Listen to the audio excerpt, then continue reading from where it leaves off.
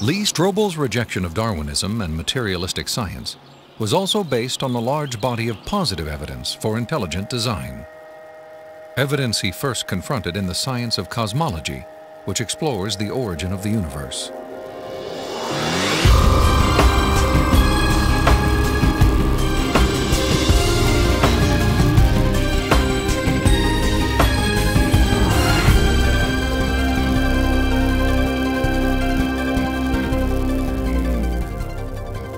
How did the universe begin? What is its source? Few questions have generated as much controversy through the centuries or inspired as many impassioned opinions. I interviewed William Lane Craig, a philosopher who has devoted much of his career to the study of cosmology and the question of origins.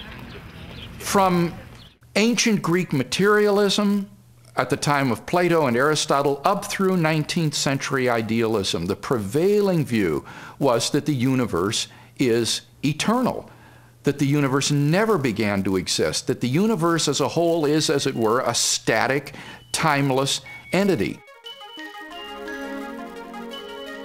This belief in an eternal, unchanging universe, for centuries a pillar of Western cosmology, was unexpectedly challenged in 1915 by Albert Einstein's general theory of relativity. Einstein's equations implied a startling possibility. The cosmos was not static, but instead existed in a continual state of either contraction or expansion. Einstein did not like the idea that the universe was dynamic at all. In fact, like almost all scientists at the time in the early 20th century, he assumed the universe was static and eternal. What's interesting and ironic is that he thought he had made some kind of mistake in his equations for the general theory of relativity.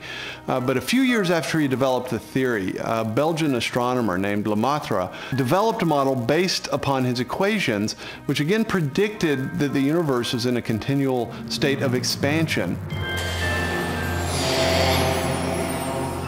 In 1929, theoretical predictions were confirmed with empirical data. At the Mount Wilson Observatory overlooking Los Angeles, astronomer Edwin Hubble studied light from distant galaxies. Hubble determined that galaxies beyond our Milky Way were moving away from us at a speed proportional to their distance from the Earth. The more distant the galaxy, the faster it is receding.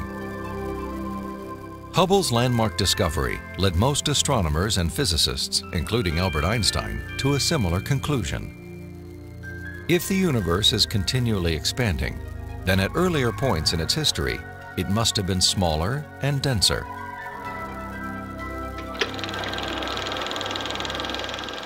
I think a good way to visualize this is to imagine that the history of the universe has somehow been photographed and made into a movie that we could play on a projector. As the projector runs forward, we watch the universe as it continually expands.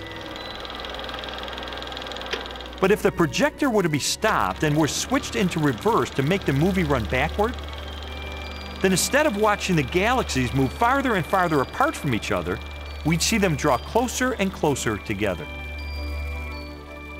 As you trace this expansion back in time, the universe grows denser and denser and denser until finally the entire known universe is contracted down to a state of infinite density, which marked the beginning of the universe.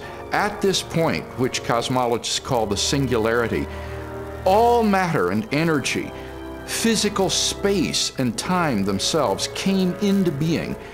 This literally represents the origin of the universe from nothing.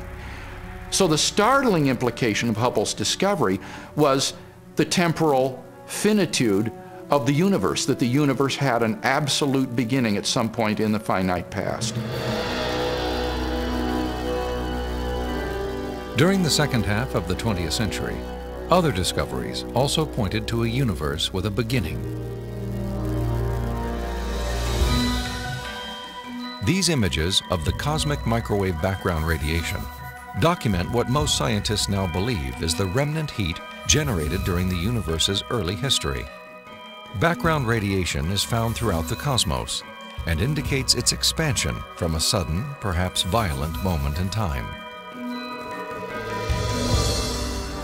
This evidence for a finite universe has reaffirmed the conclusion of an ancient philosophical deduction. It is called the Kalam cosmological argument. The Kalam argument is deceptively simple in its formulation. It consists of basically 3 steps. Premise 1 is that whatever begins to exist has a cause. Something cannot come into being uncaused out of absolutely nothing. Premise 2 is that the universe began to exist.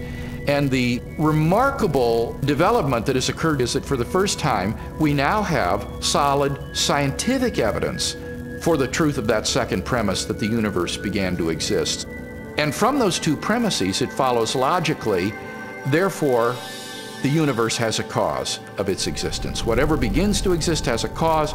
The universe began to exist, therefore the universe has a cause of its existence.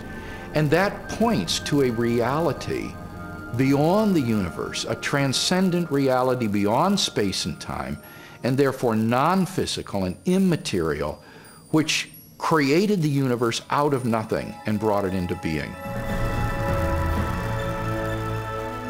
The implications of a finite universe, coupled with other discoveries of modern cosmology, have led many scientists to unmistakably theological conclusions.